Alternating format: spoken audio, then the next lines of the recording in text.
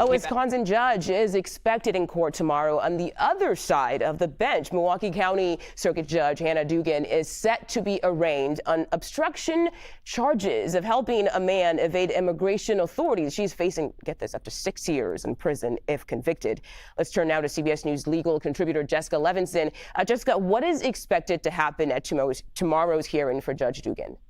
Well, it's going to be an arraignment. As you said, she's going to be on the other side of the bench. We know that a grand jury has indicted her. That means just that they have found that there's probable cause to move forward. It doesn't mean that she's been convicted or that there's been proof beyond a reasonable doubt. The charges will be read to her. She will respond, and we all expect that she will say that she is pleading not guilty. She has a powerhouse legal team. I believe she has a former Solicitor General of the United States. And I don't expect there to be much more other than the charges are read. She enters a plea and she'll say, I'm not guilty. And then there might be some scheduling. Okay.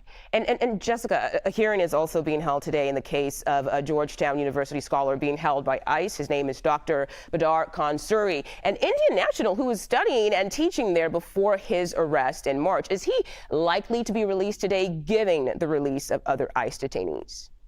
So I don't know. There's some questions in this case also about jurisdiction, where the case should be heard, and where, if he does continue to be detained, whether or not he should continue to be detained. In terms of the release, I know that what we want is to be able to read some sort of pattern, but I think this really largely is a judge by judge determination as to the specifics of the accusations against each particular person. So unfortunately, I don't think we can read a theme other than to say, we'll look at why he's being detained and whether or not a judge feels that he should be released while these cases are pending. I see. Okay, let's talk about this, because CBS News has learned federal judges nationwide are being targeted by pizza doxings.